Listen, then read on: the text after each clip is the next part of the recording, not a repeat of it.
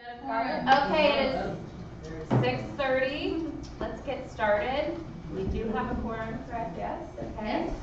All right, tonight is March 4th, 2020 at 6:30. This is our Community Development Committee meeting. First up, we have an opportunity for public comments. This is a chance for any members of the public to come up and share anything they'd like to share with council that's not on the agenda. I do not see any members of the public. Do not include staff. So let's move on to public presentations, which we do not have any.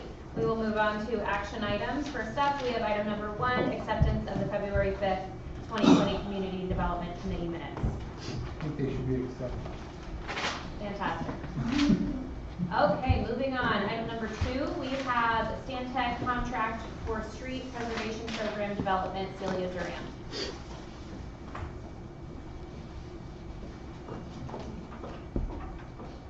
Good evening, Mayor and Council. Tonight, this agenda item is for approval of a contract with Stantec in the amount not to exceed $28,000 to develop a 10-year street preservation program.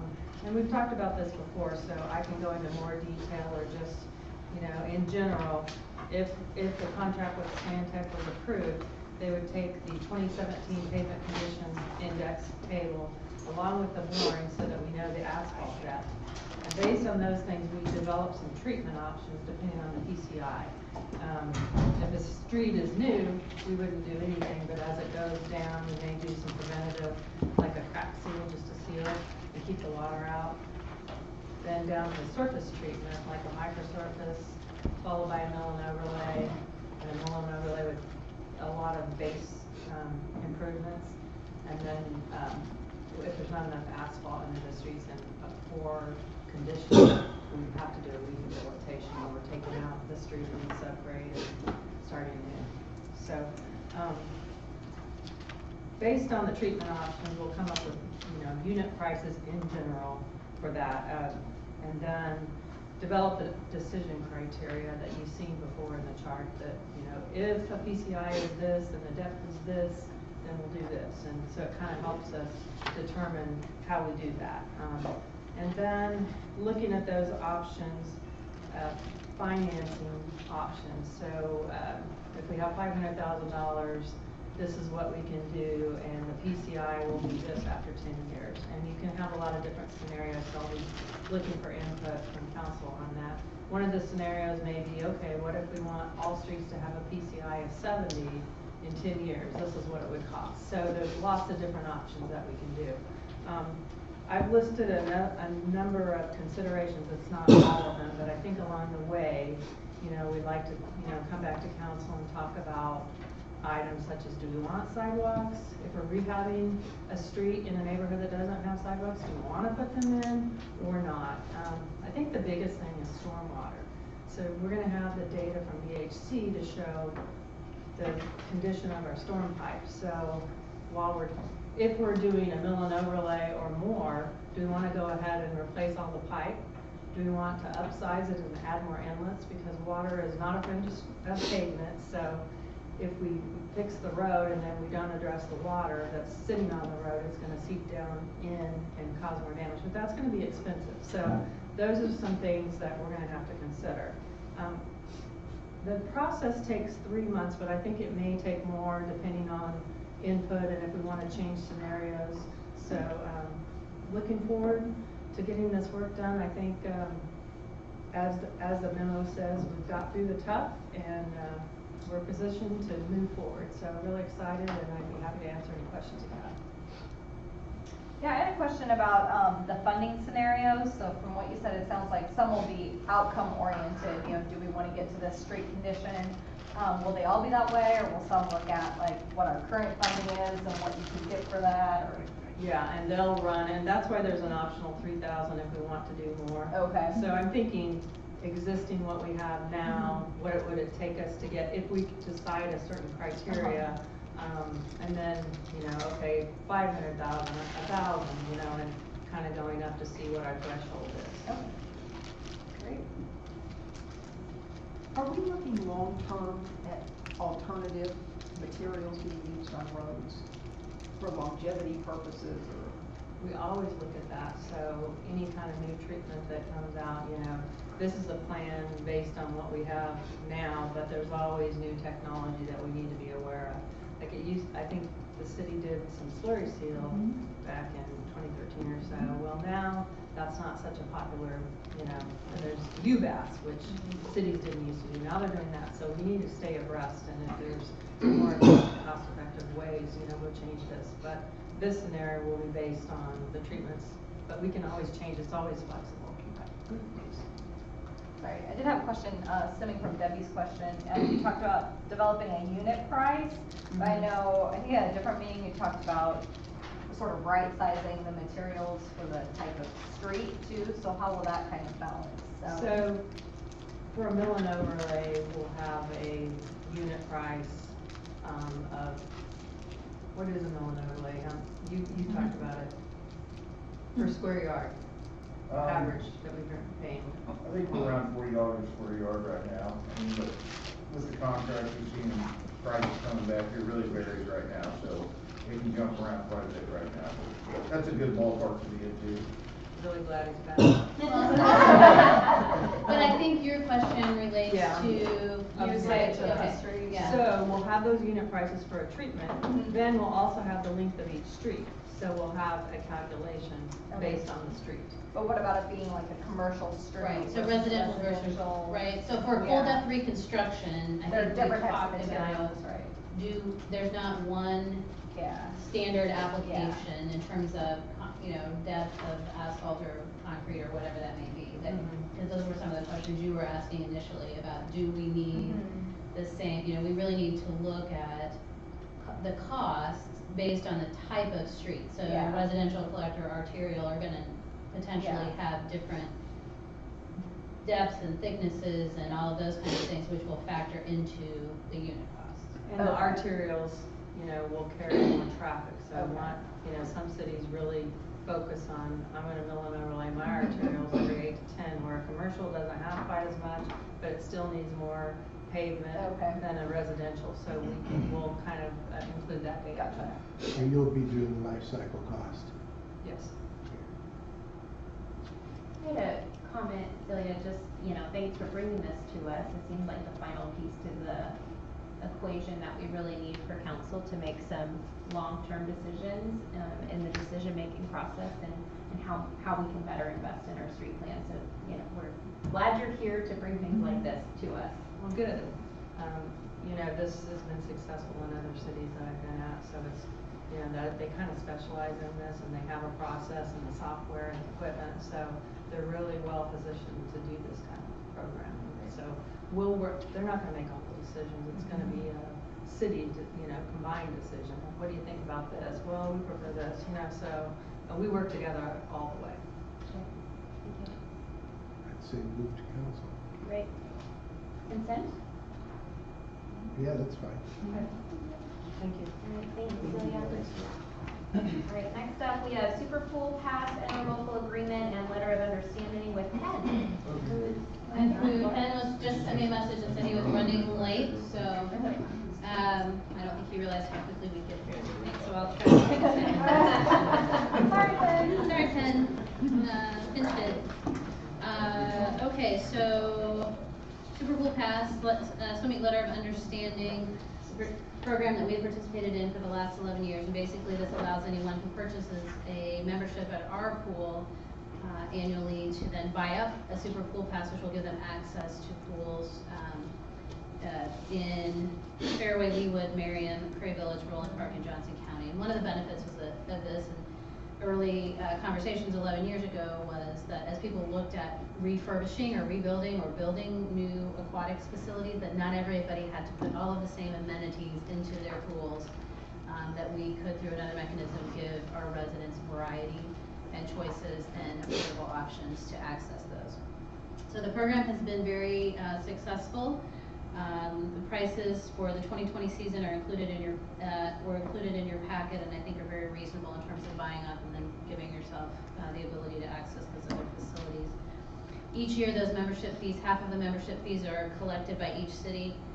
Half we keep initially, the other half are sort of held in suspension until the end of the season, and then those are allocated based on the visits to each individual facility.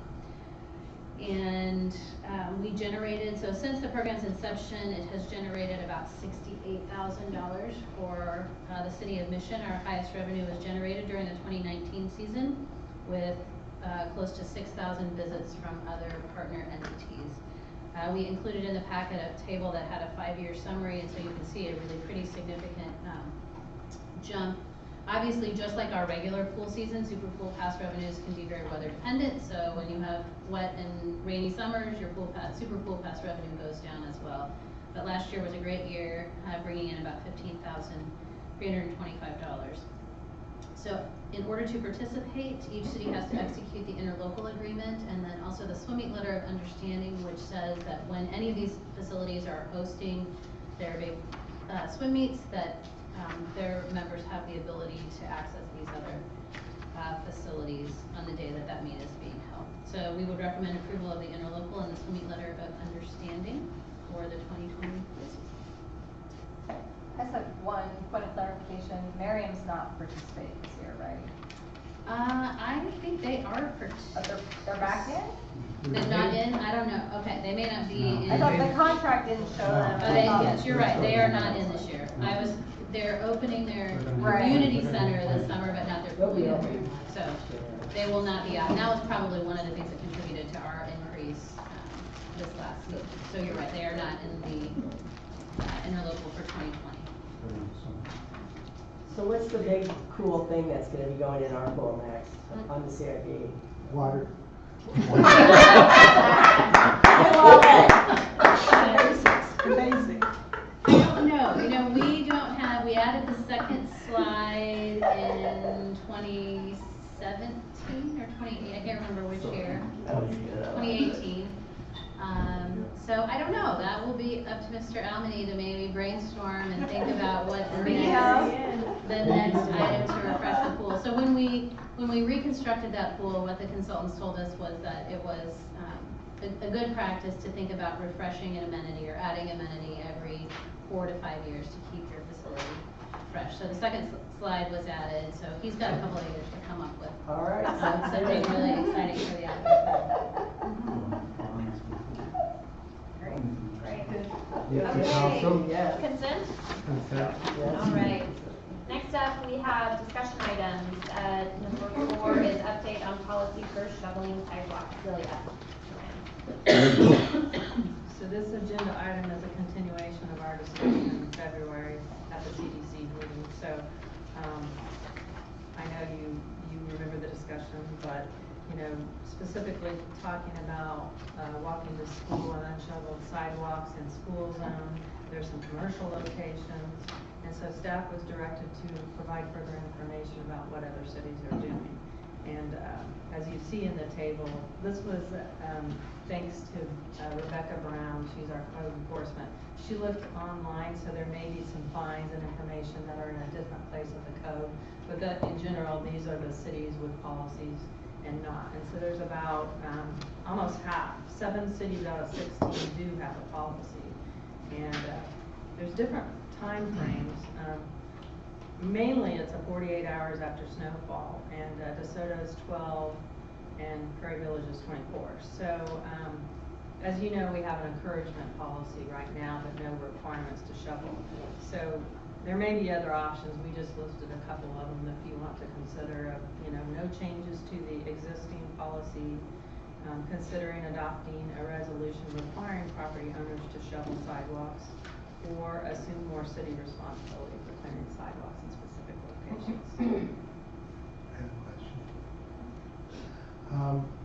Did you have any opportunity to look at the enforcement methods for some of these other than the fine? Like the ones that are like Roland Park, Prairie Village, Shawnee. I didn't know what their enforcement mechanism was. Rebecca had a chance to reach out to them, and most of them got back with us today. So you may have more specific questions, but in general, Roland Park is complaint-based. only, they're not proactive. There's a low number of complaints and most people shovel their sidewalks, so they really haven't had any issues with that. They get more proactive on commercial areas, and Public Works doesn't do any of the sidewalk shoveling. For Shawnee, they really focus on, they have complaints based only. It's very positive from citizens. There's more complaints on commercial, and Public Works just clears the downtown only. And then Prairie Village is very proactive in school zones. They don't have a lot of complaints or a lot of issues, but if they do, they send violation letters. And that's what most of them do, is send violation letters. Gardner puts a door hanger on there one time, and then if there's another violation, they go in and abate it, and then charge the homeowner. So most of them, you know, they have a fine, and sometimes they can take them to court, but usually it works out whenever you notify the property owners. Yeah. Do we have, enough Public Works folks that if we did go in and do like a hanger, and then if they had a situation again where they didn't shovel, that we would go in there and abate the situation, or would we probably outsource that? It wouldn't be Public Works, it would be Neighborhood Services. Yeah. They would be the ones that would be physically shoveling? No, it would be needing to know. Right. Yeah. Who would shovel? Yeah, who would shovel? Would it be Public Works, or would we outsource it like we do now? You know, we have to, I don't really know how many, you know, at first there may be a lot of complaints, so we couldn't shovel all the sidewalks in town, that would take us away. Right, yeah, I understand. So, I think we'd have to talk about outsourcing and some Public Works work, but problem with outsourcing, you can't always get them there in time because they're busy, you know, shoveling parking lots and things like that. So, and then if you adopt the 48-hour, a lot of snows will melt it down. So, Or you could have 3 or 4 snows in a 2-week period, that's all they do is be going back and forth. right. If we did the complaint-based, instead of reactive, which Rebecca would respond to complaints, but I don't know if she would have the time to go out and drive every sidewalk and issue citations. Then I wouldn't think there would be that many concerns, because have we gotten any concerns since we had the encouragement policy? Yeah, I have. Yeah, I think council members have had some contact. Especially in the commercial areas, like around the Hy-Vees and, Okay. And on social media. you know, Lamar, you know, and then of course the schools. And then, I refresh my memory, Grant, I think we do between 51st and 52nd on Lamar, Yes. where those kids, and then we go to Rush Kent.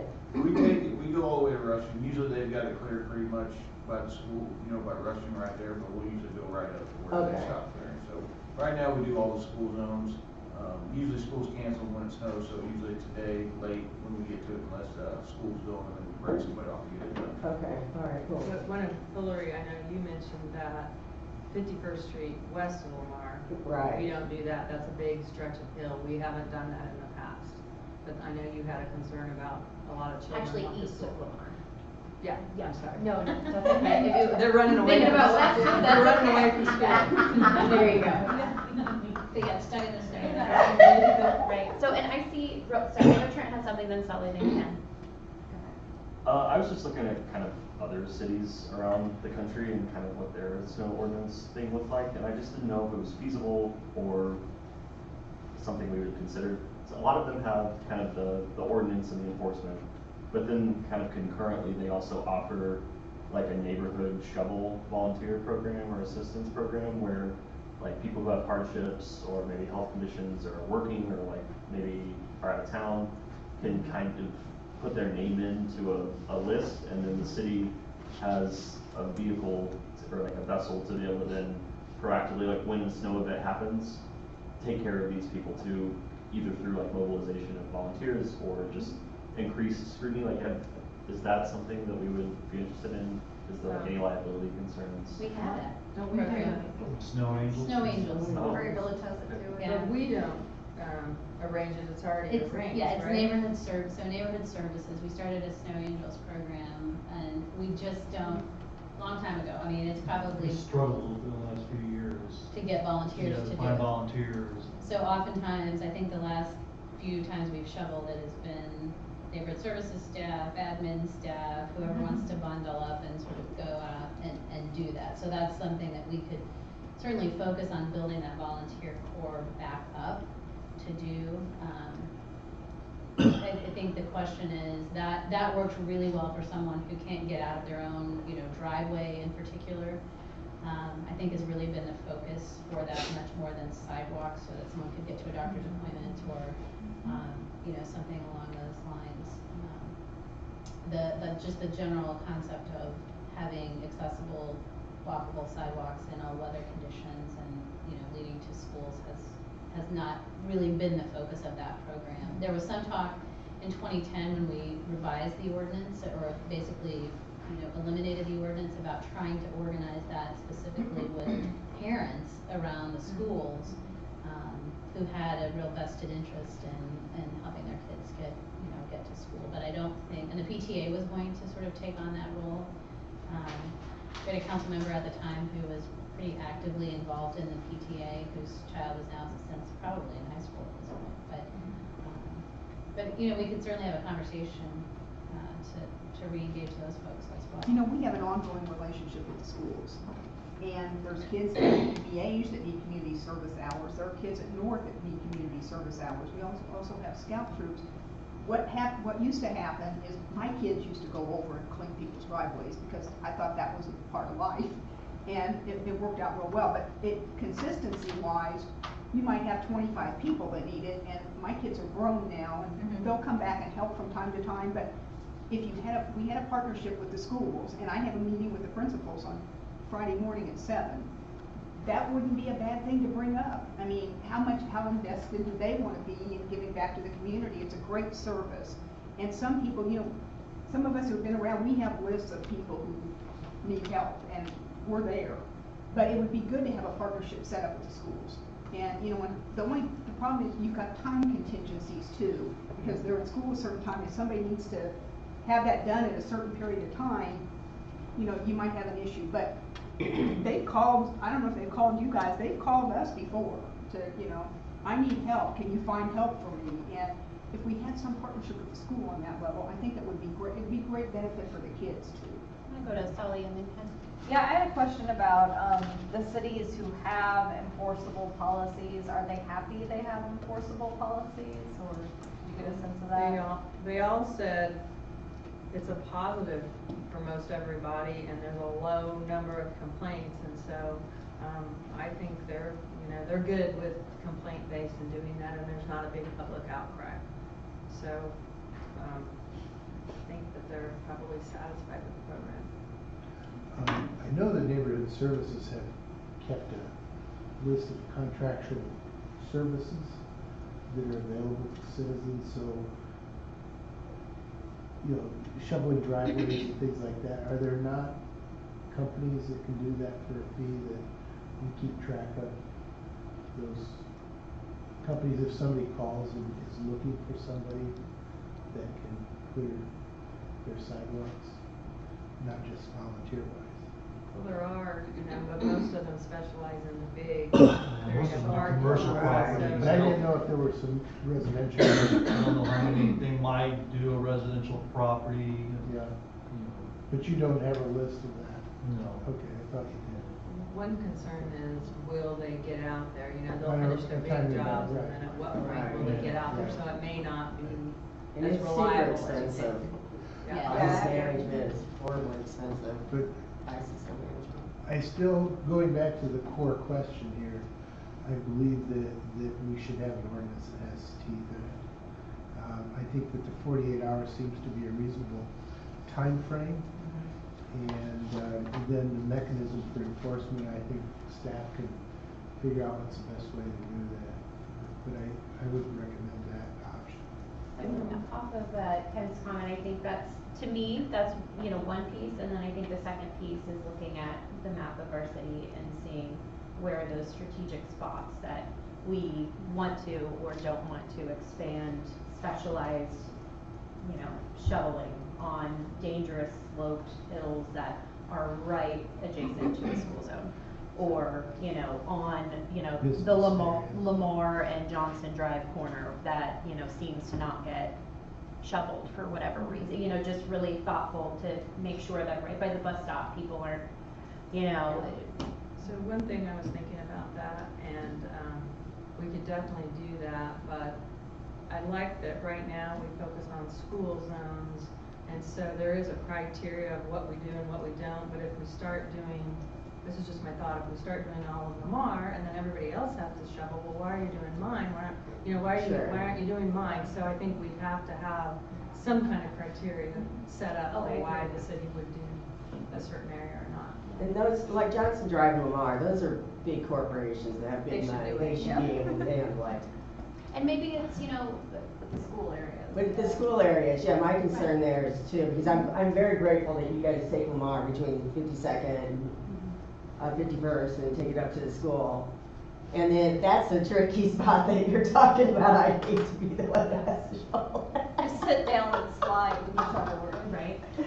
Well, and I think Maybe we as can long get as to we bottom preface the rows. conversation with sending something out to those big corporations that are repeat offenders, letting them know that we're gonna start enforcing and that we've changed our resolution or, whatever that communication looks like, that hopefully should, fix that issue.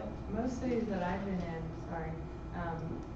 once the citizens, I think there may be a reaction when we first change it, but once they get on board and we give them, maybe we give them a courtesy Sure. letter the first time, it usually works, they get out there and do it, so there's not a lot of, I'm just not shoveling, they get on board, and especially the commercial areas, so.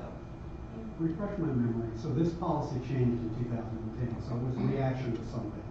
Refresh my memory, what was the policy prior and what were we reacting to? It's like 5 hours. So the ordinance, we had an ordinance on the books that said you were required to remove the snow from your sidewalk within 5 hours after a snow event, or you could be fined or ticketed.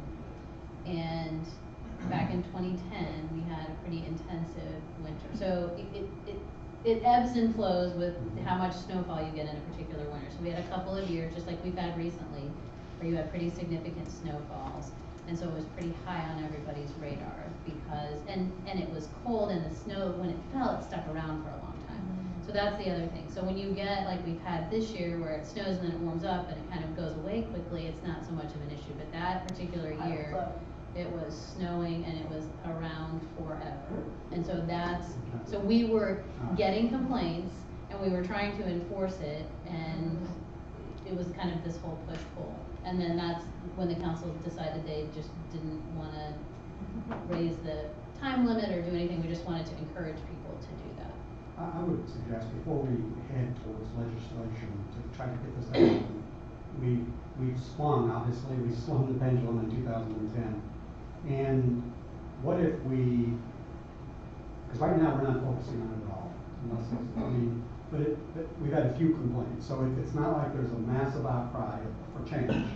But I would suggest, we do take the soft glove approach, which we do with neighborhood services, which is, if there is an issue, if someone says, hey, I can't get to Hy-Vee, I'm in a wheelchair, I can't get to Hy-Vee 2 days after it snowed, I think we should go to Hy-Vee and say, hey, do you know that your customers can't get to your business? And take that approach first, and see if we can gain cooperation through the more soft method. And then if we can't get that done, if that doesn't work, then we can consider, stepping it up. I don't see a lot of I only see 2 days of fines, so it's not a prevalent thing. But I would suggest putting some attention on it, talking to the businesses, see why.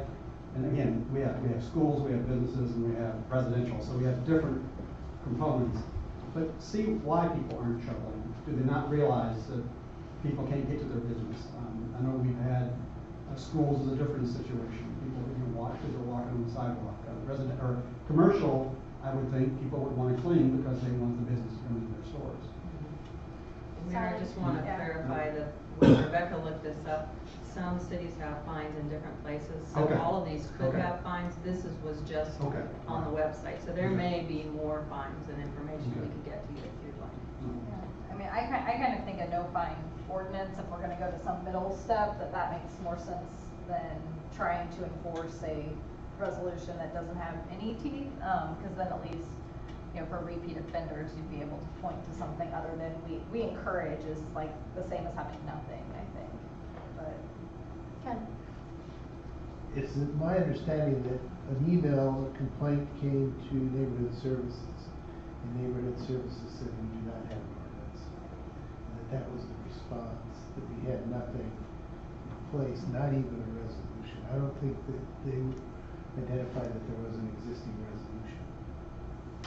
So I would like to see this be a little bit more firm, and whether, if we don't have a fine, that's fine, but I do think it seems like the standard is 48 hours, and having an ordinance in place, I think would be beneficial.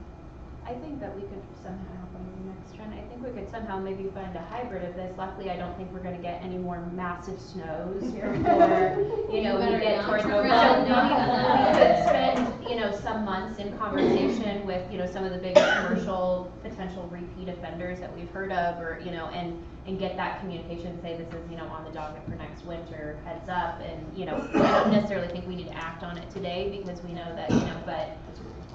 Right, so, but I think having the ongoing conversation to make sure that we have, you know, we're understanding the why, and also addressing the how. Yeah.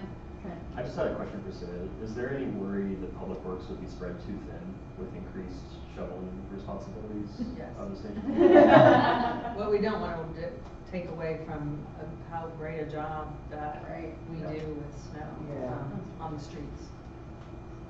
So do you wanna queue it up for September? Yeah, I would.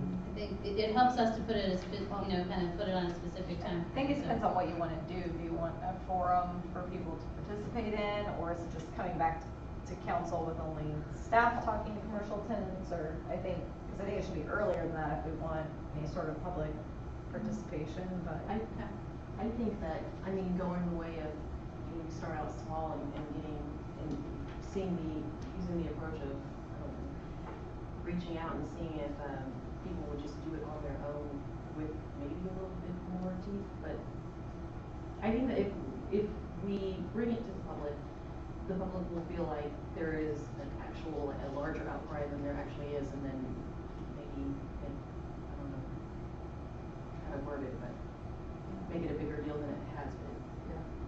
Okay. Because this was a complaint specifically in my ward that came to us, I know that they're looking for an answer. What I would like to see is at least in the pre-winter period, when we talk about snow removal on streets and so forth, that we emphasize the fact that this resolution is in place and we notify people of its existence. Because I think partly people weren't aware that we even had anything. And I think that at least that has to be in place. We could start that first, as you suggested, and then see how people react, and then if we need to do something, we'll start that. Where was the complaint? Complaint was from a family on Woodson that have kids, and they generally walk with the strollers along Lamar Mall. Okay. And those streets were not cleared. And so they were the ones that were upset about it. I think a no ticket 48 hour is so reasonable and, you know, still not teethy at all, really, you know, to like be threatening, that, you know, moving ahead on that, I'd be comfortable with. And as an ordinance, and then revisiting more specifics, you know, to make sure that staffing and whatever else, you know, in relation to school zone expansion. So I'm happy either way if we can find, but thinking about how can we have those conversations with the companies that we want to make sure they understand why. So if there's no ticket, then if somebody, it may be just everybody decides to do it because it's good to do, but if we don't have any ticket, you know, then after we send them a letter, we can't do anything more if they don't do it. Can you have a $0 ticket where they'd have to actually show up in municipal court if they're a repeat violator? Do you know, Chief? And I'm just gonna Or be $1 honest. ticket, or $1 ticket. It can be a city policy that your Yeah. first one is like on alarms. Yeah, first one's Your, on. your first, I think it's the first 3, Right, and then after that, you start getting tickets, and then they start to compound. yeah. So maybe your first one each year is free, you're gonna get a letter, and then every one after that is gonna be, $50. You get another one, it's $100, and every year it starts over. That's what we do with the alarms. I mean, we do 3 alarms. I mean, I want more than just one with snow, just because. Or have the first fine be small, but if someone's, really a issue, then you would have a mechanism to bring them in, But if you have 48 hours to go out and shovel it, Yeah. Well, that teamed up with the neighborhood services, another way of maybe helping them if they can't do it themselves. I would be okay with that. Just be worried about people who are out of town. The way that this resolution currently reads, That's their responsibility. it really kind of talks about public works should make concerted effort to keep, so it does obligate basically public works in this situation. It does obligate city staff in this resolution. I would prefer that the onus is on the homeowner or on the business. Right, yes. And the emphasis here, section 2 and section 3 are on the city on public works, whereas section 1 is really what we're referring to. So to me, I think that in general, if nothing else, we probably need to redo this resolution in a different way. But section 2 says Public Works will do the schools, and they're doing that. Well, They don't want I to mean, expand beyond that. Trails. Trails. Well, and the trails piece came in specifically because at the time, we had people who were complaining about the fact that we weren't clearing the trails, and they said, if you're gonna tell me I have to clear my sidewalk, that's your sidewalk, and you need to, put your money where your mouth is. And so that was one of the things that we built into the snow plan in terms of, obviously falls in a lower priority on that list, but that was a very specific conversation around trails back in 2010. It just seems to me that this is an order rather than, a requirement as a legal. I move that we revisit this in September.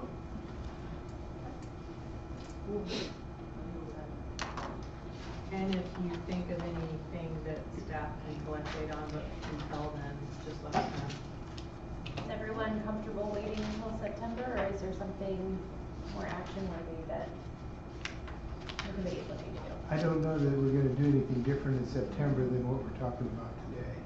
So I think, let's make a decision and then let staff know what the preference is rather than postponing it. I mean, Who else needs them? I was just say, I think it was September, if there's gonna be some outreach to the commercial properties in the meantime. Okay? Just Could I- commercial. could I just recommend one thing? If you wanna get the word out to everybody, Yeah. the newsletter magazine That's goes true. to everybody, so whatever the decision would be, you can put in the magazine that would go out right before the winter, but I don't know when that is. That goes November, so it would So- be. We need a decision before then. Is this something that could be in the direction finder that we could get back? I know that might seem like a silly question, but could we get something that says, do you care about your neighbor's snow removal? How important, how quickly would you like? Then we have at least something to lean on if there's pushback? Is that something? Yeah, I mean, yes, I think we can. We have a limited number of questions that we can add in the direction finder, but we can certainly think about how we address that kind of walkability. Or a survey on the website, I mean, Yeah, something to something get sort that's of maybe people's not, thoughts, yeah.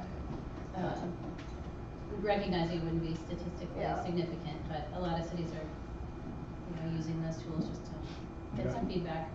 I think that this is a complaint-based issue. That's really what it amounts to. It's a complaint-based issue. How's it gonna be handled? Is it gonna be handled as saying, well, we have a resolution that says we encourage you to do this? Or are we gonna have some sort of legislative ordinance that says, this is the rule, and we have something to at least refer to and say, it is the obligation of the business or the homeowner to do this within 48 hours. And then we have at least something to go by. I really would encourage us to go ahead and make a decision on this rather than postpone. And I'll support that, but what, I want to see something global. I don't want to react to one complaint. I want to see where are we making sense and where does it not make sense, and let's move in the direction that appeases the whole, not one person. So is it a street the person is trying to go down, or a sidewalk, or a trail? Sidewalk. And see, I don't know what we'll end up doing on sidewalks anyway, because for a long period of time, we've been telling residents, once we start it, if we start it, then there's a liability issue. I'm not suggesting that we do it. That's not what For I'm people to be suggesting. required to do it. I'm saying that make it a requirement. Right here, we're saying you ought to do this, but there's no ordinance. Laura, is there a way that maybe, without it taking too much staff time, to get the revised resolution with stronger language at 48 hours to bring back to us in April to look I at? would like to see an Ordinance in April for us to look at and see how we feel about that language, and then have that, so then we have something, not the past, but what we're looking at for the future, and can. Yep. Is And that then do something? you wanna do like the first one, just a freebie, and then like Chief was talking about, laddering it up if necessary? Yeah, staff feels like that's realistic. Yeah, I think it's probably fine to do kind of some sort of stair step. I think that seems like a reasonable approach. I guess I would be curious, only if it's not gonna take too much time, what the other fine amounts are for the cities.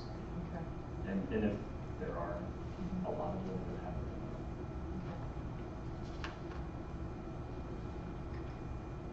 And Rebecca, our codes enforcement already has a draft ordinance. She She already prepared it, but I thought that was a little too much to deliver tonight, so. And then I would So suggest I that suppose staff that's too in the same process considers additional troublesome streets to add on, just tack on in the school zones to make those school zones and the expansion out just a little bit more accessible for our students, especially the ones that walk from apartments. And if we could go back and look over the past, say, 3 years of any complaints that have come in relative to that, so we get the whole thing at one time and don't just respond to one issue. Well, I will tell you, we get, I don't know, what, maybe 4 to 5. Well, there are definitely, There are frequent we can complainers, identify. right? I mean, so there are people who regularly raise the issue each year, both in residential and in commercial areas. But it's not an overwhelming number.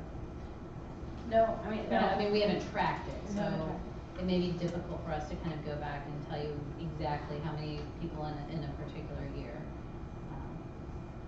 are concerned with But that. if there were, like, if most of the complaints that came in, even if it was 4 or 5, if they're all geared around high B's parking, commercial. we would deal with, we would look at that versus the entire city, right?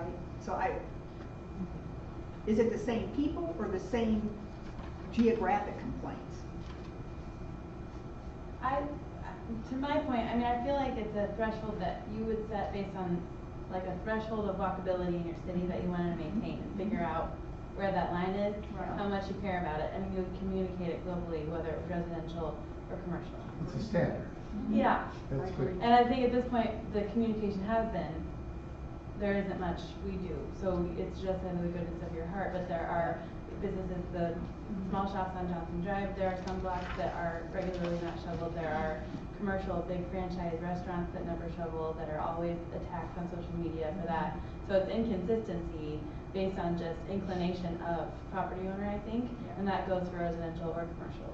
And do you know, just offhand, do you know the owners on Johnson Drive, if they rent or lease space, do they have a contract with the person that's currently leasing the space as to what they're supposed to do, or are they It's in 15 businesses, 15 different options? Well, Yes. ladder. Yes.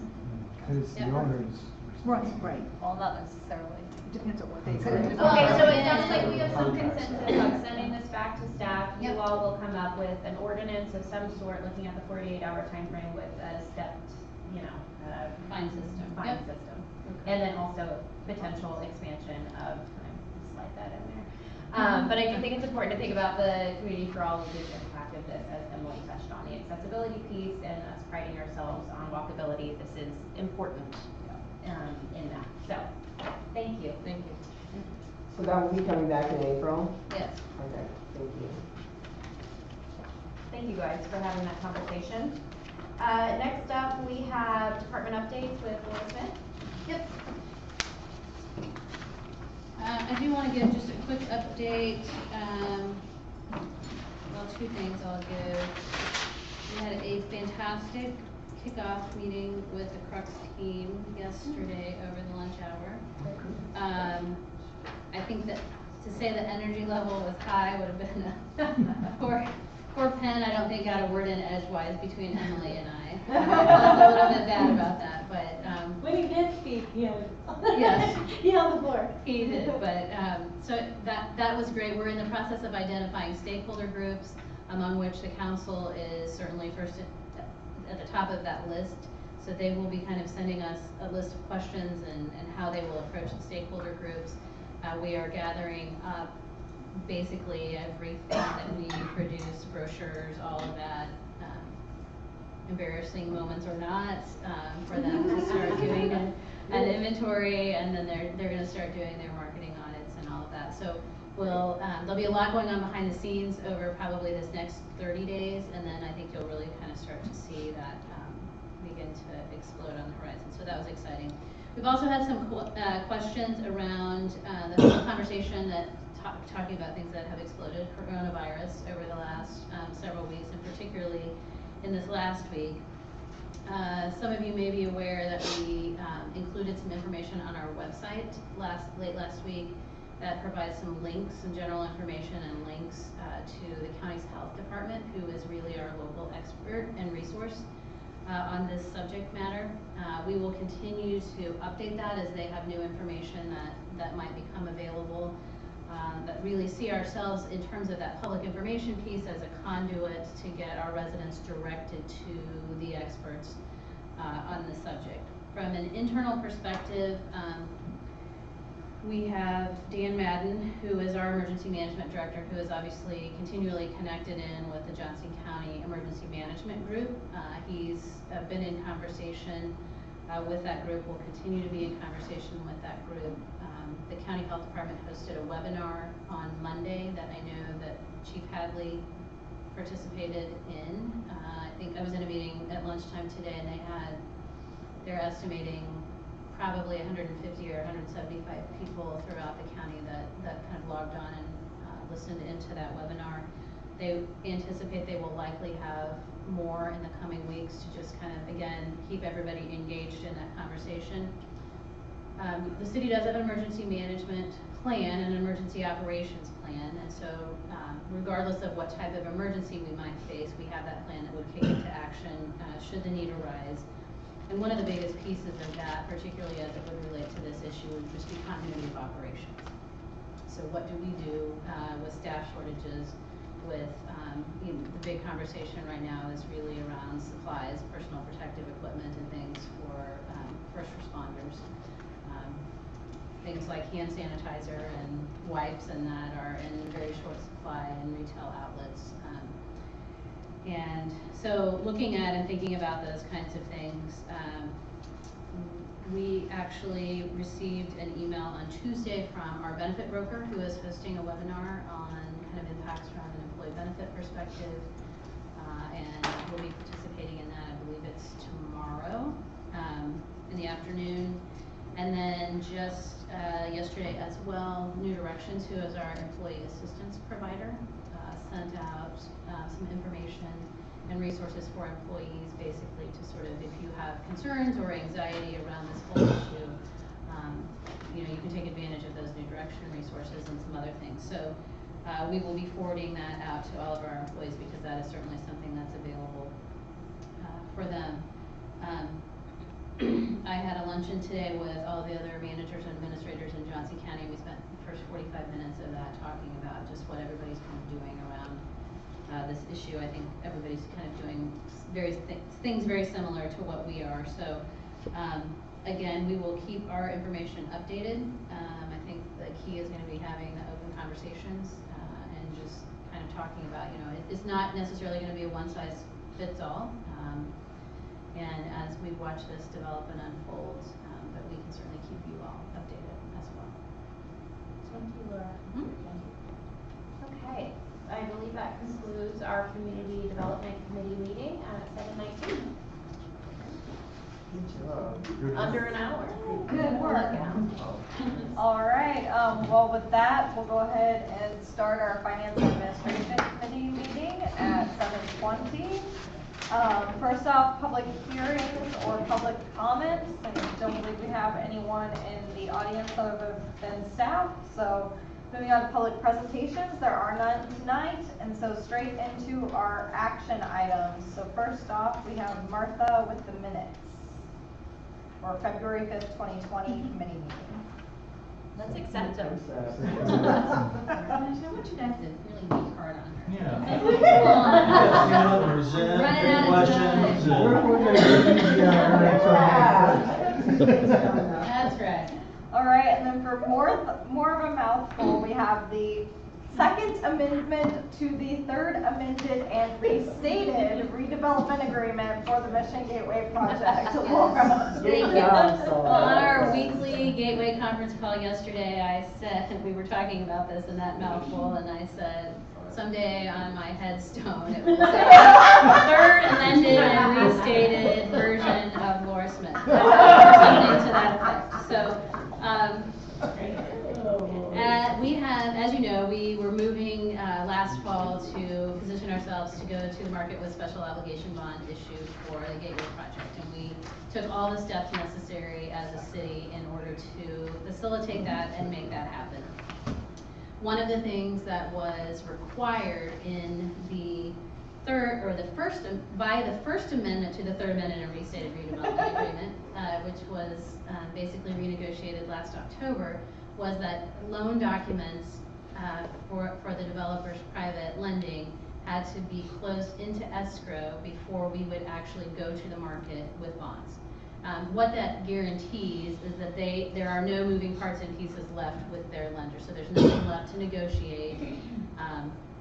And they were just not able to get to that point to have the loan documents in escrow at a point last year before the holidays got here and everyone's attention turned to year end and people are away from the market desks and just all of those kinds of things. So really the city's urging and the recommendation of the bond underwriters, which is D.A. Davidson, they are being very aggressive in terms of when is the best time to take this to the market. Let's don't make poor decisions about when we would go to the market with special obligation bonds. So we put that on hold, expecting to pick that back up. One of the things that you may recall is that the Gateway developer had two lenders that were coming into this project. So they had Bank OZK, who was going to really carry the lion's share of the dollars coming in, and then the Carlyle Group was going to bring about $50 million to the table. The way that the agreement was structured, and you may recall this from how we structured the release of the bond proceeds, was that Bank OZK would come into the deal with about a $7 million commitment up front, and then the Carlyle dollars would come in, and that $50 million would be expended next, and then Bank OZK would pick up again with the rest of their funds that had been committed to the project. And so obviously this piece, kind of this middle piece held by the Carlyle Group, was really important to Bank OZK in that structure and that financing. The Carlyle Group, for a variety of reasons, at the end of the year, I think primarily because they're really functioning out of, they're based in London and their attentions are not necessarily focused on a lot of investments here in the United States, but they kind of said we're going to put down our pencils and just wait till we get all this settled. So in the meantime, the developer had gone out and actually engaged in some conversations with some other lenders to potentially take the place of Carlyle. And they had great success with that, due in large part to the fact that the city had already been all the way through our process, and they could go to the table with these other lenders and say, this deal is, the special obligation bonds are ready to go. So they have talked to, gosh, I think maybe even as many as 6 different lenders who had an interest in the deal, and have landed with Cottonwood Capital Group as their preferred lender. So they are in the process of finalizing the term sheet. When we spoke on the phone, I think they anticipate having that done maybe yet this week or next week.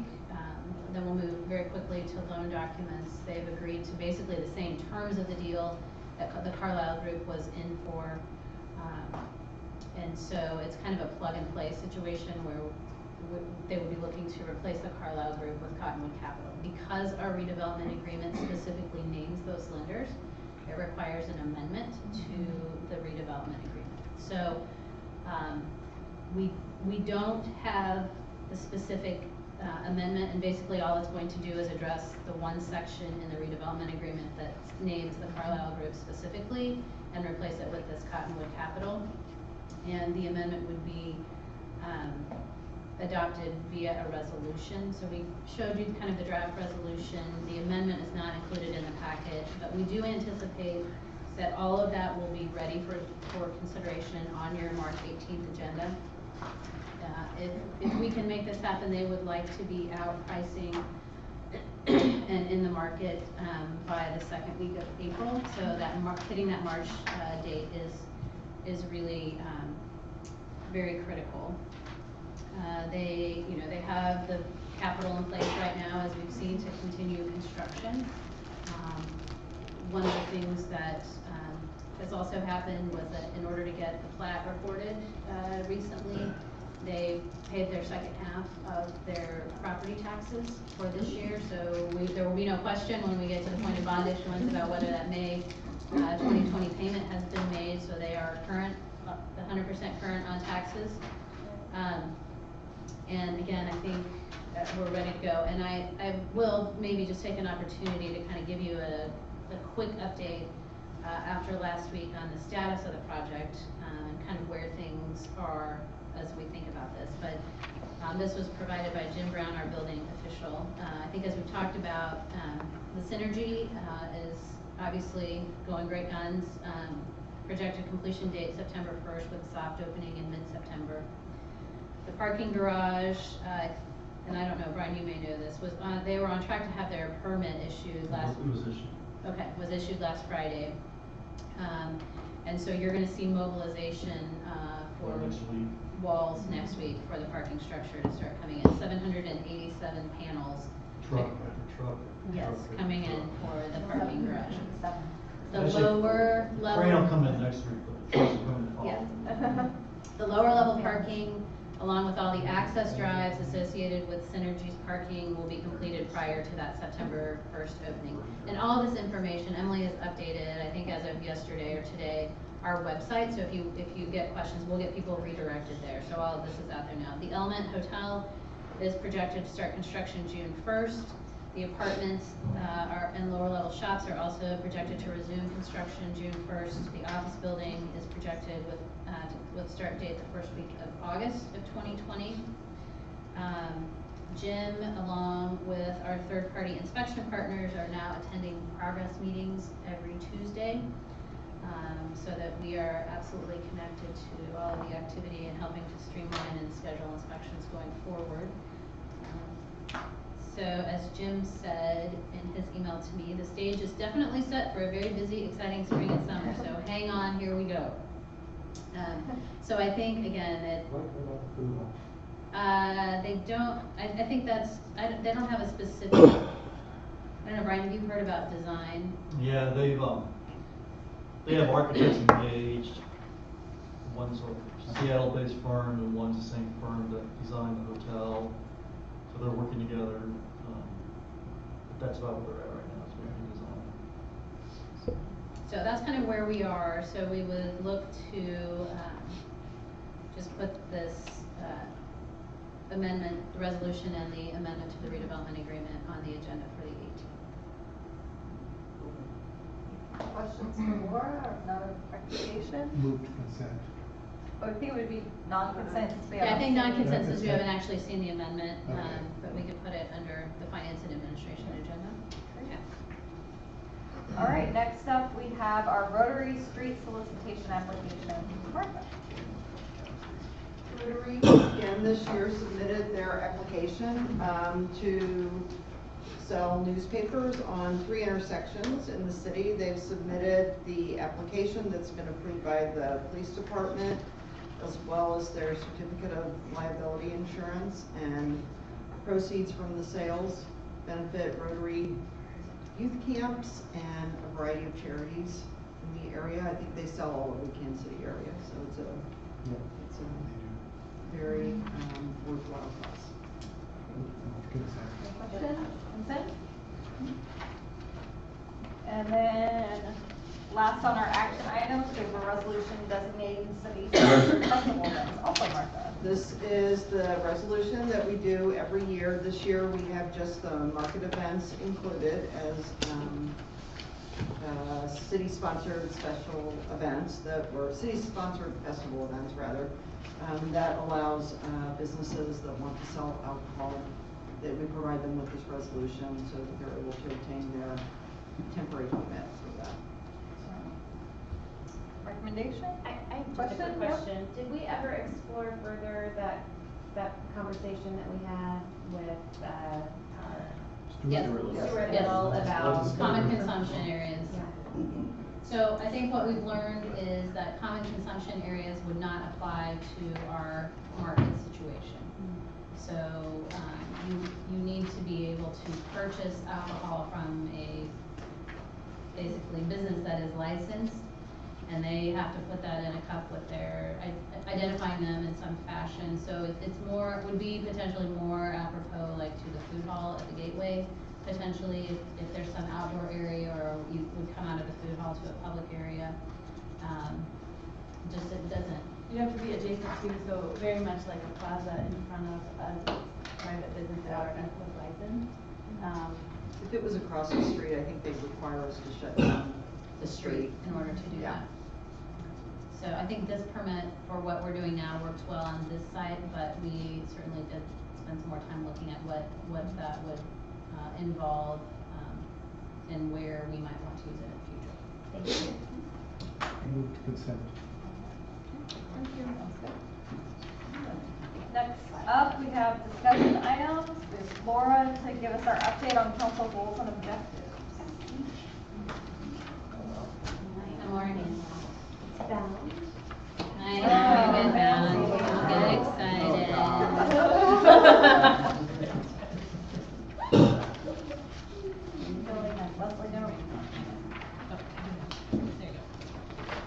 Okay, so Martha's gonna make a couple of extra copies, if staff wants these. So one of the things we talked about was, when we were at the retreat back in February, is that we would start coming to you with a quarterly update on kind of our projects and initiative list. So my big caveat to this is that, again, this is a work in progress. Last year, we kind of looked at using some more Gantt chart looking type things. They really didn't work well.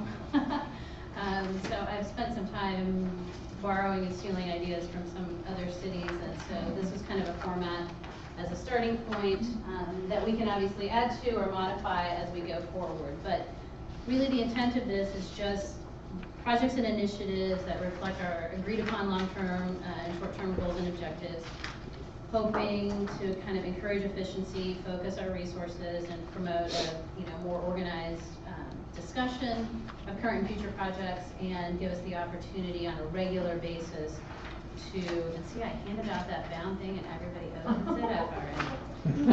I got this one in my hand. I know, I'm not talking to you. I'm just kidding, but that, I should learn this from, I should have been a teacher, right? So what we've included on here, and I did send this out yesterday if you had a chance to look at it, was, so it's, those things are in progress, and I think that's one of those, kind of where we are in the process, what the next most immediate steps are, who the primary staff support person is, and then we've kind of assigned a scope to that. So is this something that's, probably going to be contained on a shorter term basis? Is this something that has a more medium range impact, or is this really a large scale, longer term project? So I can either go through these, or I can certainly answer questions. If there's anything you'd like for us to highlight on any of these projects that are currently in progress, we can do that. I just want to be respectful of your time and interests on this. That was pretty good. March 12th is our next? March 12th, meeting? we have the Comp Plan 101, joint work session with the Planning Commission. And that will be kind of our introduction to what is the comprehensive plan, what do we hope to accomplish, what will everyone's roles and responsibilities be through that process, and then how would you use or reference that comprehensive plan document going forward. We are also slowly but surely getting the steering committee pulled together, hope to wrap that up here pretty quickly, and then kick off a steering committee meeting towards the end of March and really get that process going. Or I think Debbie had one question about there are some blanks on the last page on both the staff support and the scope. Yep. So there are, I left things blank on the capital projects and the staffing updates. So we can certainly fill those in, but in general, if it's a capital project, it's gonna be public. It's either gonna be Celia or Penn whose name is gonna get in there, and I can fill those in. But those seem to be a little bit, kind of a little bit different. So I was trying to treat the bigger projects and initiatives a little bit differently, and then just provide that opportunity so that we are remembering to regularly give you that update on where we are on our large-scale capital projects in any particular year. Obviously, if we have a project that takes on a larger scope, and so maybe the next phase of the Johnson Drive renovations and reconstruction may be something that takes on a little bit larger scope and has some conversations outside of the actual project bidding and project construction, that this section would be intended to look at those things that are just under construction now. So we can do that. I think here, I also didn't put any specific budget information on. That may be something that we want to look at or consider in the future for that to be helpful. And then on the staffing updates, and I realized after I hit the send button yesterday that I left the city planner's position off of this list. But we have made a conditional offer, I believe, as of yesterday, to the planner, and hope we can get that person on board. I don't know how quickly, Brian. As soon as we get an office built? Yeah, it's basically. We talked about that, we're not letting you anywhere. We made it work. That's right, we'll make it work. End of the month. Yep. Or, I had one question, both as of for now, is there anything we're feeling behind on, or have any challenges arisen that we weren't anticipating? And then also maybe for future, could we have like on track, behind, or like schedule adjustment or some sort of column reflecting that? I think that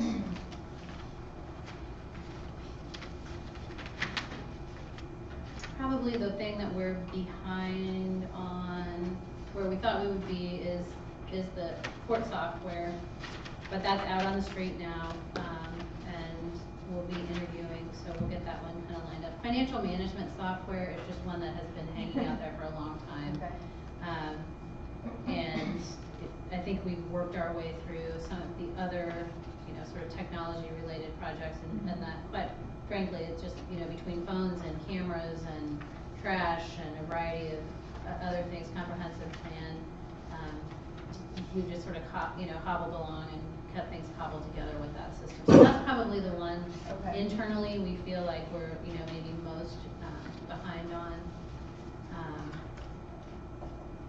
That system's more than buying software and plugging it onto server. It's really looking at chart accounts and policies and procurement, all of those things. So there's a lot more policy work that's involved with the actual software. Gotcha. Yeah. Ken? Two things. One, on March 24th, we need to put that in our calendar for the master plan for the park meeting. Is that another public? March 24th is the next public input session for the Mohawk Park conceptual planning process. And the other item, I want to just get a sense from you. I'm getting a bit of impression that the dog park, from the standpoint of the committee, they don't see that as a priority, whereas we have it as a priority. And I'm wondering whether... Which committee? The PRT? The PRT. Well, I think a couple of things, and I reached out to Christina Farmer, this week, and she's kind of had some other things going on, but we're gonna get re-engaged in the conversation with the Mission Dog Park Group from their perspective. And again, they're sort of on hold until they know a location, right? So that's really the piece. I think it is absolutely fair to say that the PRT's conversations have been, they have concerns about taking existing parkland and converting that to a dog park. But I think what we've talked with them about is we need to have that conversation comprehensively in the park that they've targeted, which would be Broadmoor Park. Part of what we're doing with Mohawk Park is building a process for public input. We also have said it's not fair to either the dog park group or the residents to take only the dog park as the improvement or amenity to Broadmoor Park, right? Because then you're either just thumbs up or thumbs down and you don't know what else might we be considering.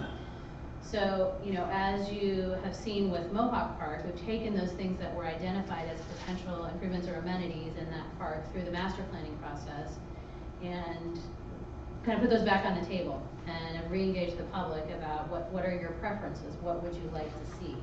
So once we get through Mohawk and then get moving forward on kind of the construction of the restroom facilities, then we will go, our intent is to replicate that process this year in Broadmoor Park and get that conversation kind of re-upped. The dog park group is, it's Broadmoor, and they would like us to try to re-engage Johnson County Wastewater in a conversation about that site there along at Fox Ridge and Lamar. I think that's gonna be challenging, but we can certainly go, the longer we go, the clearer vision and plan that JCW has for timing and use of that site, which I think is part of the issue.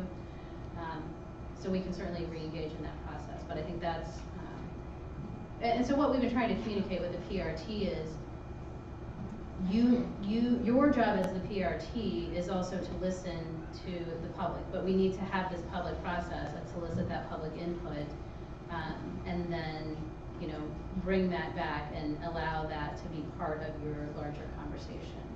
Whether that's, dog park or splash pad or, walking trail at Mohawk. I mean, any of those kinds of things in any of our parks, we need to have that process of saying, what's the vision?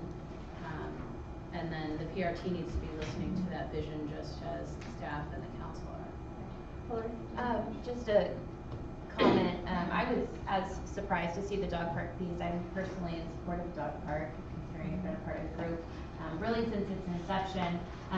But a big thing beyond the location that we've been missing is that, qualitative data that's supporting the dog park from the residents. And we're just now at a point with the direction finder and with some of this parks planning to, be able to facilitate more than just the anecdotal support that the committee represents. Right. And so I think it's only fair in the same conversations with Mohawk and Broadmoor that, to have that conversation. So I'm excited to see this and grateful. Yeah. One thing I brought up to Laura is there is a park that's, I don't think, on our inventory of parks, and that's this. It is Birch Park. Birch Park. Do you know where Birch Park is? No. I just know where Birch Park is. I've been there. Yeah. Where is that? Birch Park is a little pocket park behind where the bowling alley is, and you have that little sidewalk that goes to the cul-de-sac. The little group of What percentage homes of an there. acre is that? I don't know how big it is. It's about a Quarter of an acre, maybe. quarter of an acre. That would not work for a dog park. What is the requirement? For small dogs. The minimum size is 1 acre. 1 acre. What they really recommend, just because of what you need to do to keep the turf and the grass sort of aligned. But it's somewhat flexible. I mean, the pop-up dog park was less than Yes. half an acre, and a Right. lot of the participants felt like it was more than sufficient for Right. participants. So, Yeah. just throwing that in Yeah. there. Flexible. All right, any other questions for Laura on the project list? Oh, yeah, RC. So, I see that for the staffing update section in the police department they're currently recruiting for senior agency. How or does that impact our two recent approvals for the DPU? Well, we're gonna, in fact, Chief and I are talking tomorrow about plans for getting that DPU up and running this year. So, yeah. Is this just first quarter, Laura? I see one Q up top. Yep. Okay. So we will come back each quarter and update that, and so as you have a chance to digest this a little bit more, again, so if we think about a schedule or kind of where we are in terms of are we on track, on schedule, that we'll play around with some budget information. The other thing that I handed out that I wanted to talk about, and obviously we won't have time to digest all of this, but we talked about one of the things that we've been talking about, and we talked about it again at the retreat, was trying to do a better job of providing you with data to support your decision making. So what you have tonight is 2 departments. We're tackling this a little bit at a time. So the next iteration will add some additional information. And so please, again, we didn't spend a lot of time making a format and presentation style look consistent. We will work on that, and I think that's certainly one of the things that as we get better at this, and we can involve Crux in that process, we can kind of make it look like it's all coming from the same organization. So we recognize that there's an opportunity for improvement there, but we wanted to start to get you some of the data that we've been pulling together so that you can have a chance to start to look at it, give us some feedback about whether this is information that is helpful to you, is relevant, if there are other things that you would like to see. And so I do want to run through just a couple of sort of formatting and content things in each of these reports, and we can certainly answer questions, but once you leave here and have a chance to look at this, that I know that in this case, the chief or folks in community development would be happy to answer other questions. One of the things that I think you've heard the chief talk about is that with the transition to the new reporting system, niche, we have some reporting capabilities that come with that. And that is a system that all of the agencies in Johnson County are on. So one of the benefits of that is going to be that we have data and we'll be able to do comparisons in terms of some of our statistics much more easily going forward than what we've been able to do in the past. A couple of challenges that we have faced as we've been working through the data collection and why you don't see that new version of the police report is because the data that went into that system, we really went live with niche in April of 2019. So we don't have a full year's, we did not have a full year's worth of data in 2019 in the niche system. Also, basically the generic report template was built together with all of the agencies that do a steering committee or something, I can't remember what you call it, but there's a steering committee. Basically, right.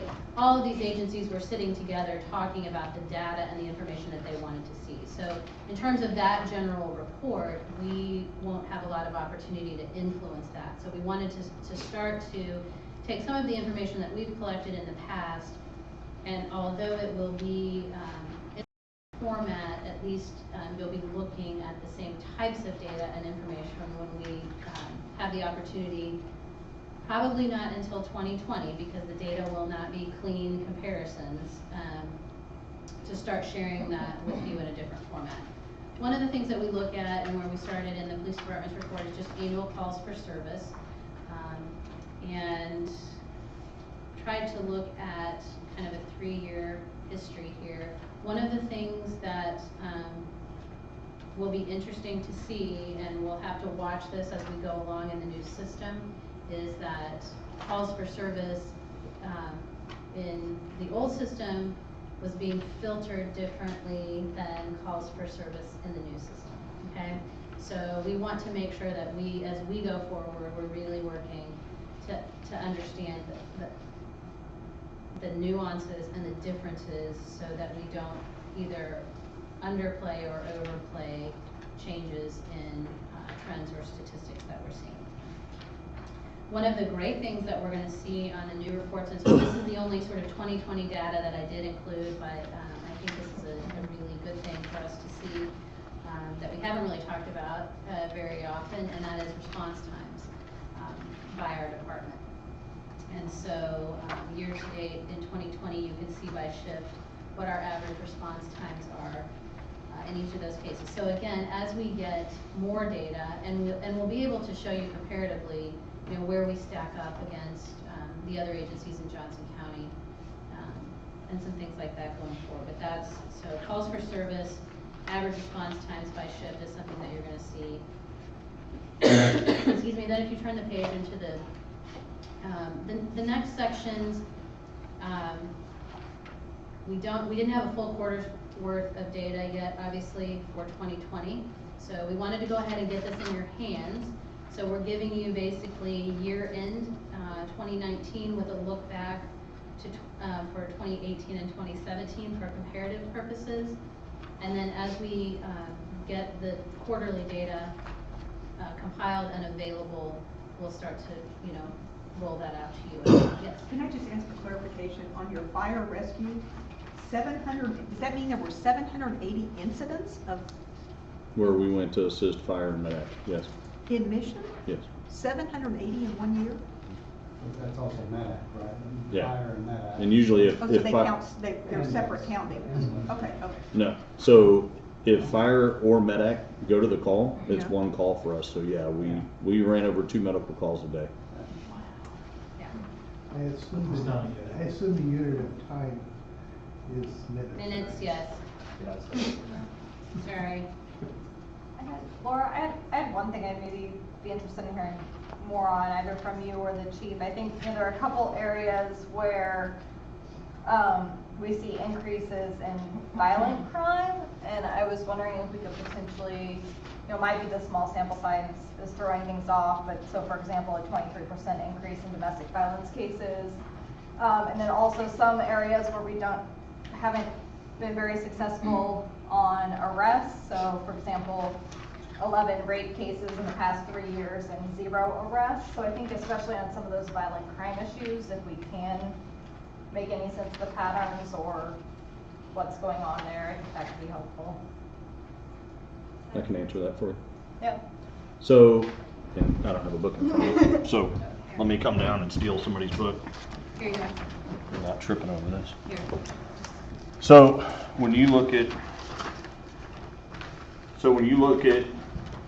rape cases, we have not had, knock on wood, we have not had anybody taken at a parking lots or anything like that and physically raped.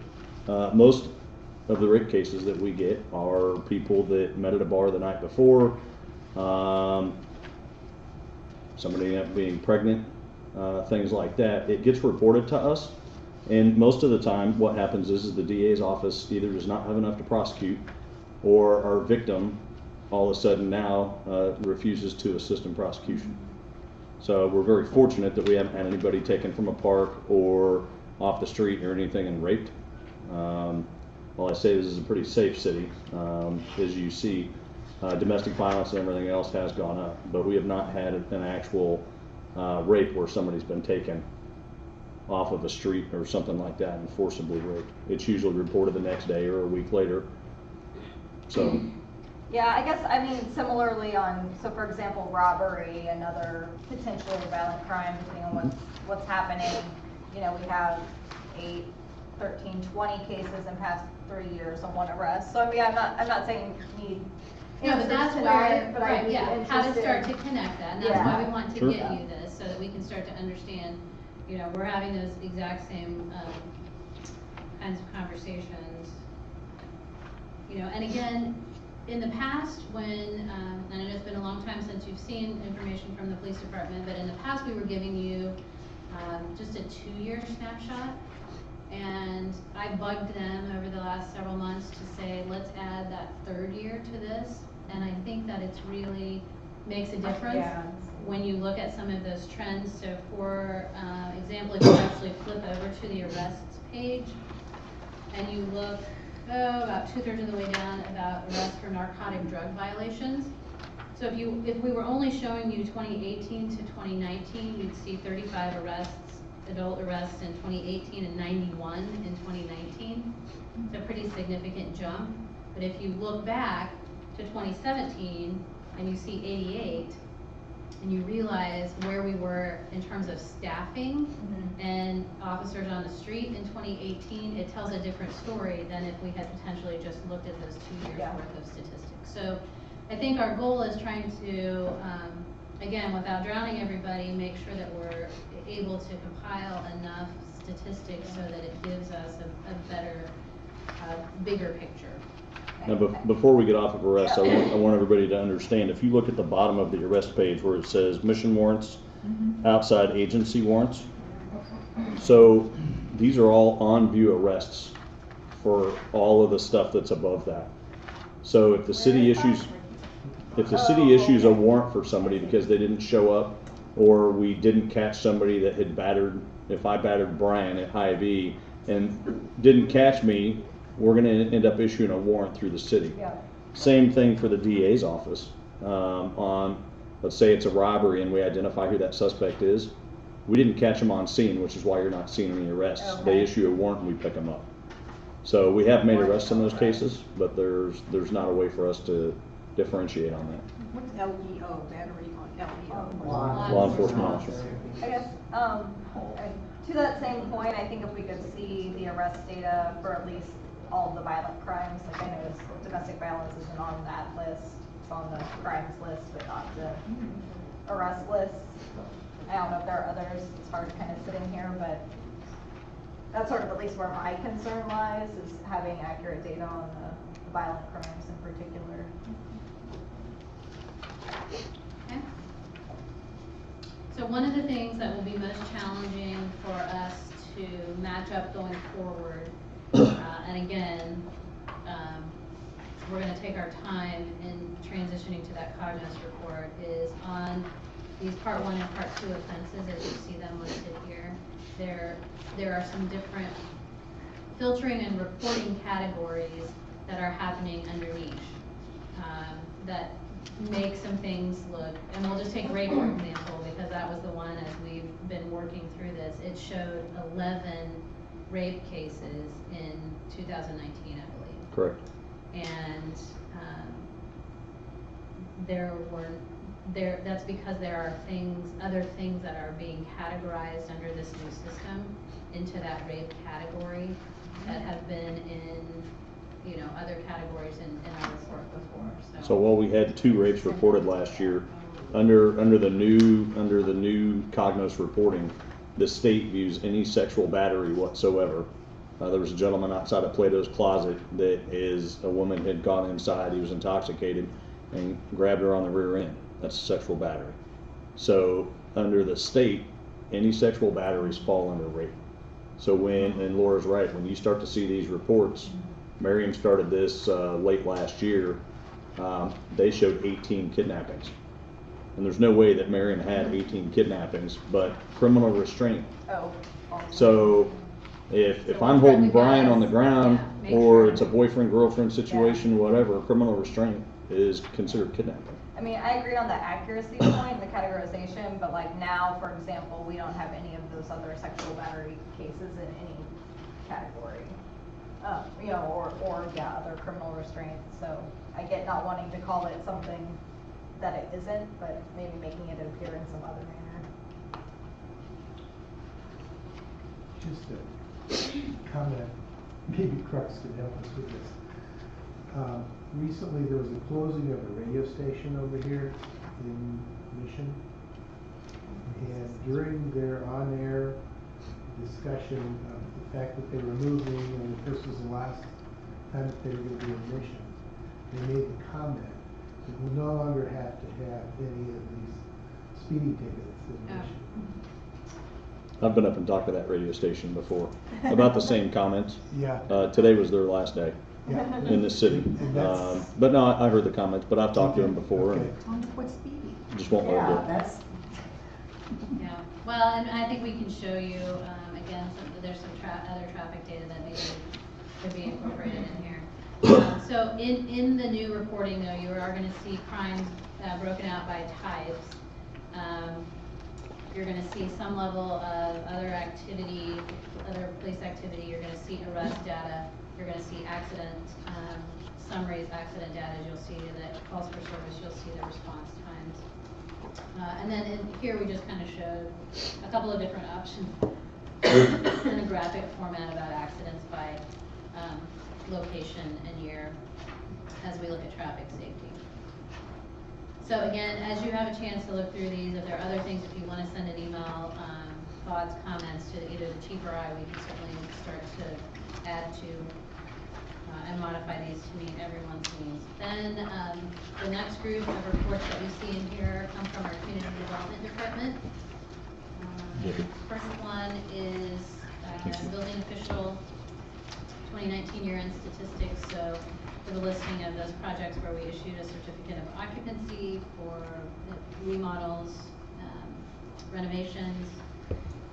We completed 61 plan reviews and 318 building inspections. Again, as we go forward, we'll have more to compare this to, but obviously this is a new position for us in-house. And then just some kind of highlights of some of the significant projects. One of the things that I think is going to be challenging as we move forward in this is what's the right time and timing for presentation. So some of this data is obviously information that we're going to want to present to you at the end of the year. Some of this is information that we may want to present on a quarterly basis. Some of it may be, so again, as we're going to kind of have to work our way through this process over the coming year about what is meeting your needs, what's too much, what's not enough at any given time. Then you'll see a neighborhood services year-end report, and again, work on some formatting, but I think a couple of things that are really interesting to highlight here, if you look at just a comparison of total violations between, in 2018, we had 594 total violations and compared to 828 in 2019.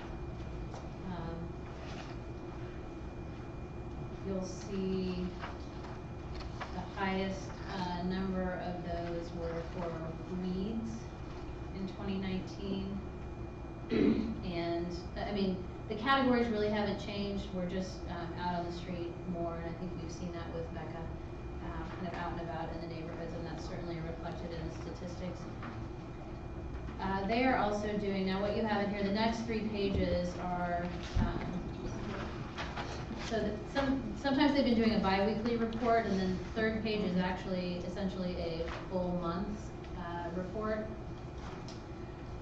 This gives you a little bit more detail just in terms of specific properties where we've got pending code cases. There's some additional building safety information here. We've got the complaints and new cases for.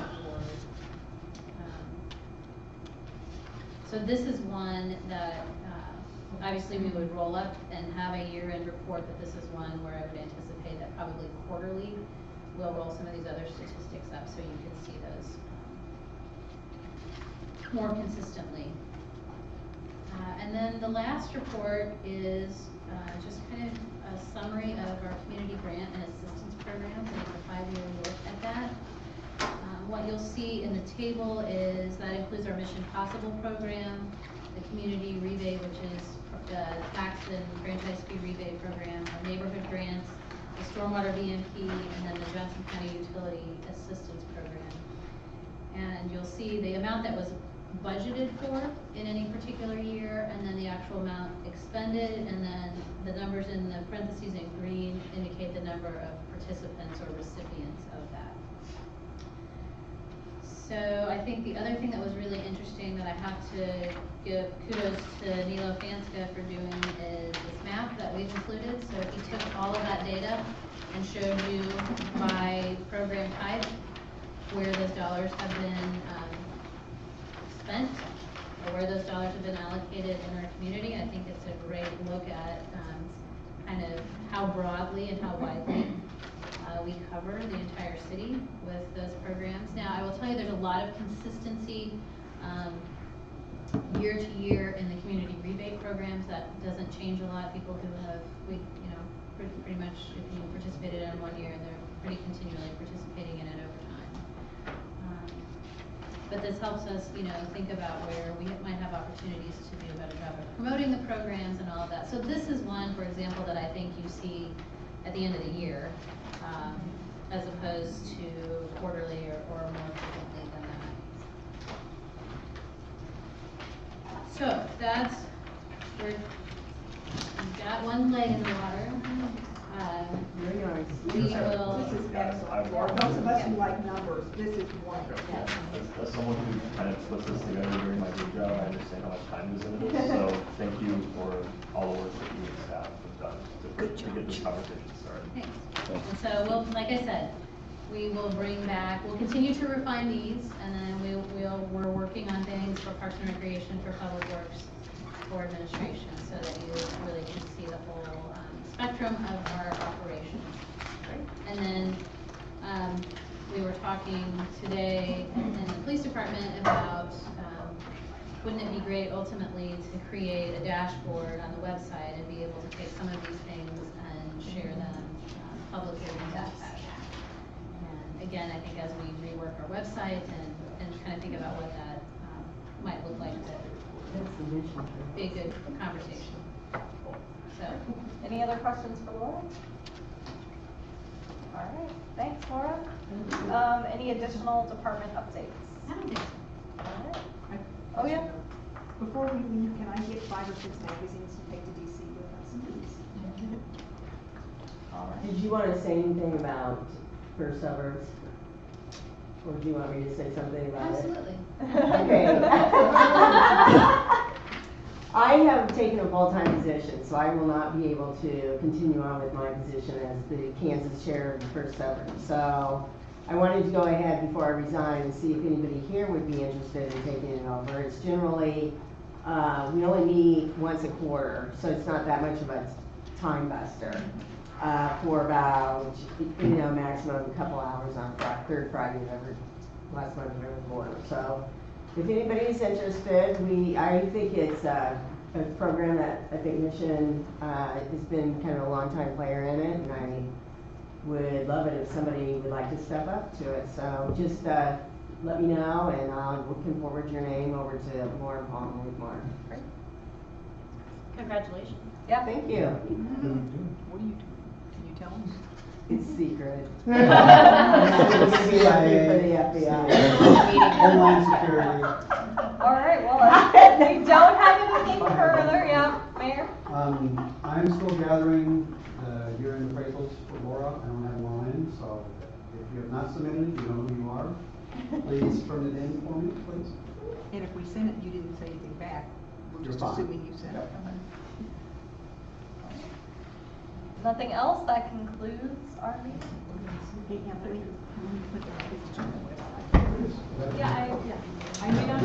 Going down there to Knoll. Hey, Lauren, can we stay for a couple minutes? No, Debbie, I'm going to be working at Billy's South company. west corner. I'll be